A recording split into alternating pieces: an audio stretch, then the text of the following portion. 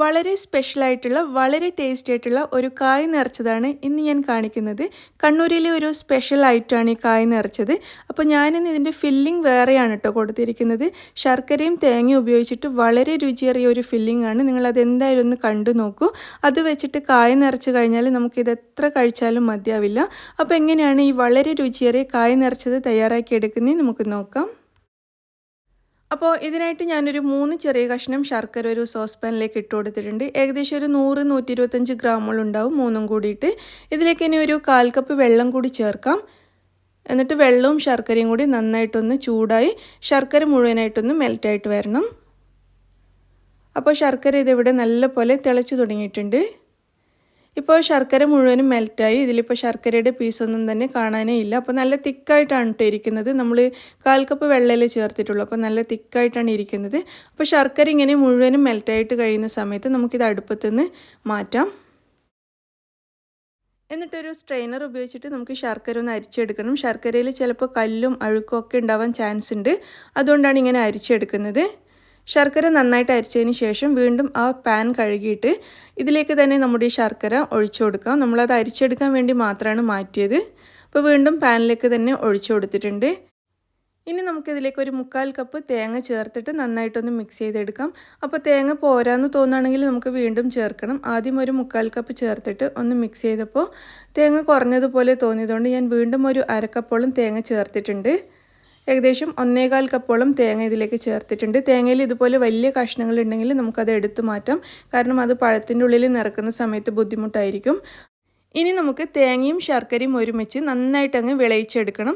ഈ സമയത്ത് ഞാൻ ഇതിൻ്റെ ഫ്ലെയിം മീഡിയം ടു ഹൈ ഫ്ലെയിമിലാണ് വെച്ചിരിക്കുന്നത്. എന്നിട്ട് നല്ലപോലെ ഇളക്കി നന്നായിട്ട് അങ്ങ് വിളയിച്ചെടുക്കുക. കുറച്ച് സമയം അധികം എടുത്താലും കുഴപ്പമില്ല. നല്ലപോലെ വെന്ത് ഇങ്ങനെ ഒട്ടി നിൽക്കുന്ന ഒരു പരുവായി കിട്ടണം. അത്രയും സമയം നല്ലപോലെ വിളയിച്ചെടുക്കുക. എങ്കിൽ മാത്രമേ നമ്മുടെ ഫില്ലിംഗ് നല്ല രുചിയുണ്ടാവുള്ളൂ.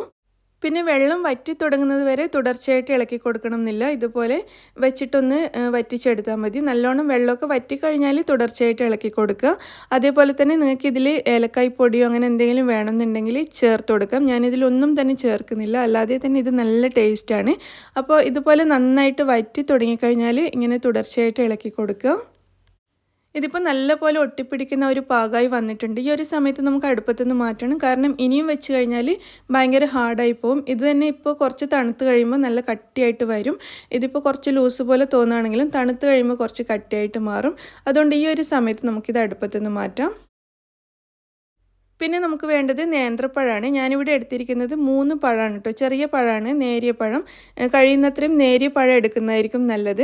അപ്പോൾ പഴത്തിൽ നമുക്കിതുപോലെ 3 വരകൾ ഇട്ട് കൊടുക്കാം. വരകളിടുന്ന സമയത്ത് പഴത്തിൻ്റെ 2 സൈഡിലും ഏകദേശം 1/2 ഇഞ്ച് അല്ലെങ്കിൽ ഒരു 1/4 ഇഞ്ചോളം ബാക്കി വെച്ചിട്ട് വേണം വരയിട്ട് കൊടുക്കാൻ. മുഴുവനായിട്ട് മുറിഞ്ഞു പോവരുത്. അപ്പോൾ ഈ പഴത്തിന് 3 വരയാണ് ഞാൻ ഇതുപോലെ 3 ഭാഗത്തായിട്ട് ഇട്ട് കൊടുക്കുന്നത്. നീളത്തിൽ ആഴത്തിൽ വരയിട്ട് കൊടുക്കുക. 3 വരകളും പരസ്പരം ടച്ച് ചെയ്യുന്ന രീതിയിൽ തന്നെ നല്ല ആഴത്തിൽ ഇട്ട് കൊടുക്കുക.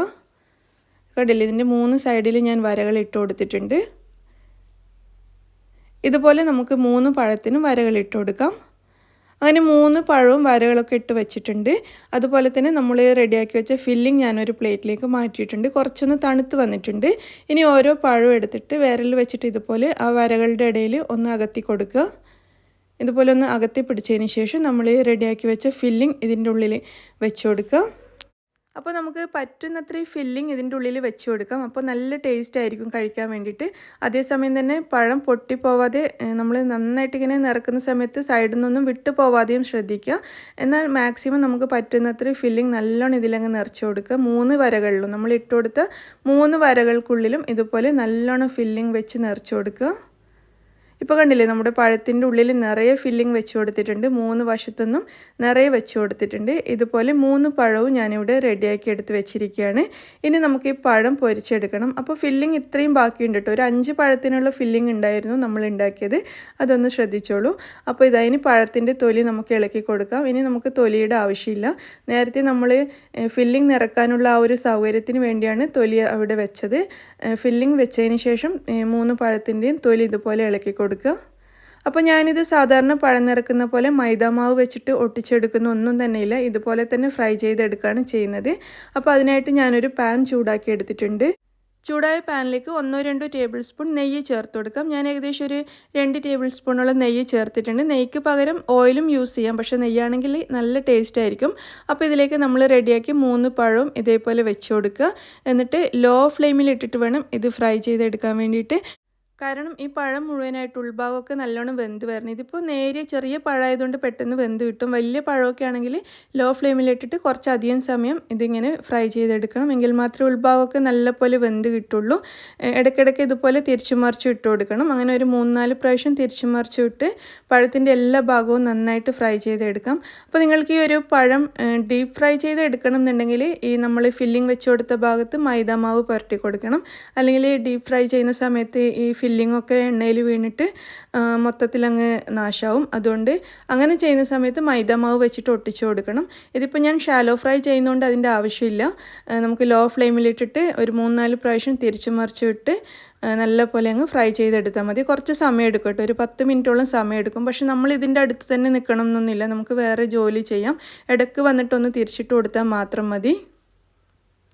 അങ്ങനെ നമ്മുടെ പഴം ഇത് നല്ല പോലെ വെന്തിട്ടുണ്ട്, നെയ്യിൽ കിടന്ന് നന്നായിട്ട് മൊരിഞ്ഞ് വന്നിട്ടുണ്ട്. ഇത് നമുക്കൊരു പ്ലേറ്റിലേക്ക് മാറ്റി കൊടുക്കാം. നല്ല പോലെ വെന്തിട്ടുണ്ട് കേട്ടോ, മണോ ഇതൊക്കെ കാണുമ്പോൾ തന്നെ നമുക്ക് മനസ്സിലാവും.